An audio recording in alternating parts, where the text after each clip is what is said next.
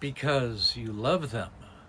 And this is why we put up with people in our life who are suffering from alcohol use disorder. This is why families put up with it. This is the reason why they get so involved, so emotionally traumatized. This is the reason why so much effort is put into the alcoholic, why so much focus and patience is put into the alcoholic from the family standpoint. And it's an extremely valid point, and it's a large part of the reasons why families put up with all the craziness and the toxicity and the drama of living with an alcoholic. It's because we love them. And that's a very honest question. It's a very honest answer. And you have to realize when you have a family member who suffers from alcohol use disorder, it's very taxing in every way, emotionally, financially, spiritually, really every way. And you're going to be tested in every way. And there's a reason why families put up with it. Because if you have a spouse, for example, and you've invested in that person for 10, 15, 20, 25, 30 years plus, it's not simply, oh, I've had enough of this, I'm walking out the door. It doesn't work that well.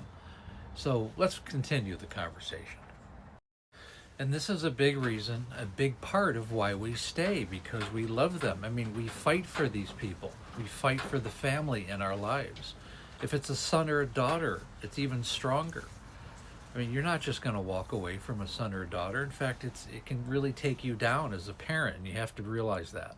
And I always talk about, there is some point where you have to create a boundary and a barrier, even with children, because you can't change somebody, you can't fix somebody, but we certainly should be willing to help them as long and as hard as we can until it starts affecting us negatively and it starts dragging us down. Then we need to reevaluate. But until that time, we do it because we love them. And I get comments all the time.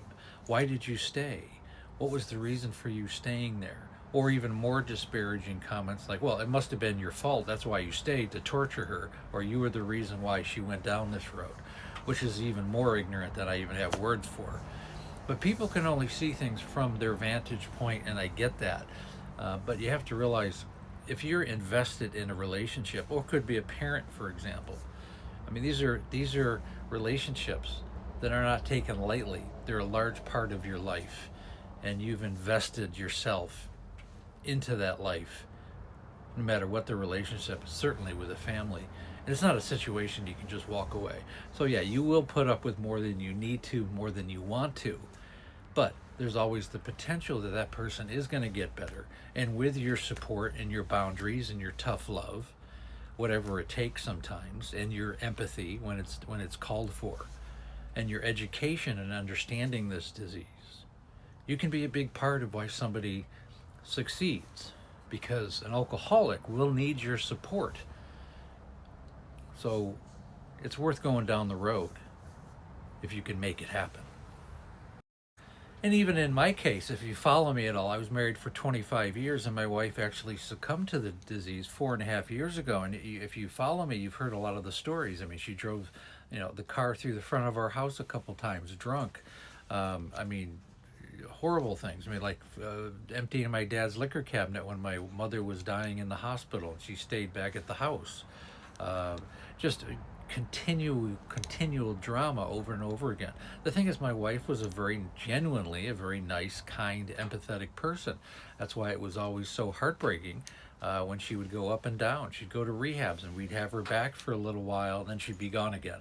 And it was always, it really pulled on your heartstrings. So that's why you hung in there, because in the back of your head, you're hoping there's a chance. Not that you can fix them, but you can certainly support them. And it gets to the point where there is a breaking point for every relationship, no matter what the relationship is, but it's important to give it as much as you can.